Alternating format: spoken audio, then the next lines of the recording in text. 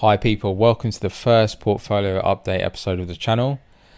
This episode will consist of a brief overview of the portfolio, a look into a dividend calculator, and just an insight into the recent dividend income. In the portfolio there are 60 stocks currently, 58 being dividend stocks and 2 growth stocks. There are no bonds or ETFs currently in the portfolio. That may change in the future, but at the moment just staying clear of them. So as you can see, we've got £6,200 in the portfolio. I'll just quickly go through the stocks that we have here.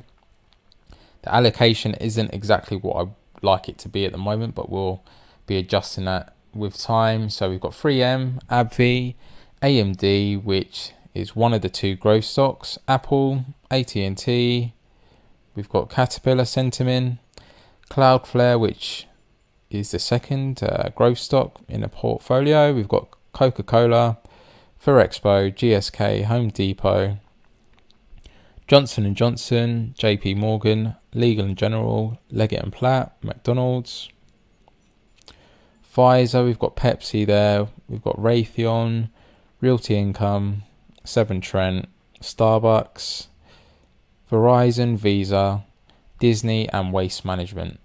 So they're the stocks that we have here. We'll just have a look at the dividend income now. So this is from mid-May.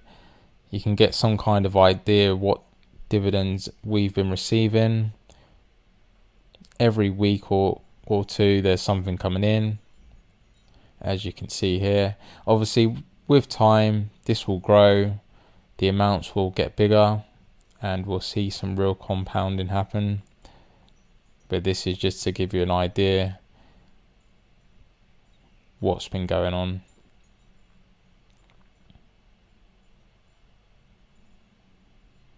Alright, and that is to present day now. So there we go. So we'll have a look now over at a dividend calculator.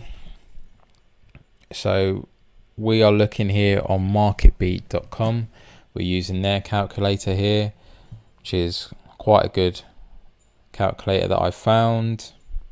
So you just want to put in your details here, what you are starting with principal wise, whether it's an amount or nothing, and your desired annual contribution into the portfolio. I'm aiming for roughly 15,000 a year. We've got a dividend tax rate of 15%, 5% dividend yield, 5% increase, 3% share price appreciation, which is quite conservative, but we'll leave it as it is, and a time horizon of 15 years. So you just adjust this obviously to your own expectations.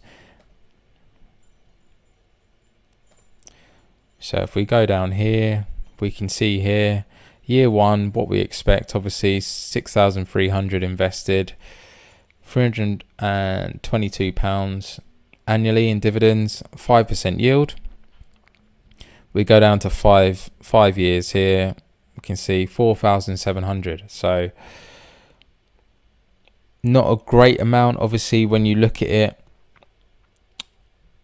relatively. At 4,700 it's not a mad amount of money. However, when you think of what that could actually pay for, you know, £400-500 a month, that could cover maybe a car payment or towards your rent or mortgage. So if you was able to even make it that far, that's an achievement, you know. So if we go down here to 15 years, £45,000 annually in dividends. Obviously you have to remember this is passive income, money that other than just invested into the right places you wouldn't have had to actively work for.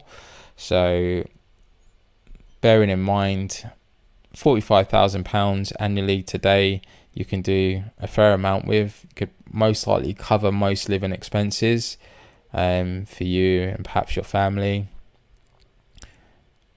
We have to obviously consider in 15 years it's not going to hold the same weight as it does now. So that's something always to obviously remember with inflation.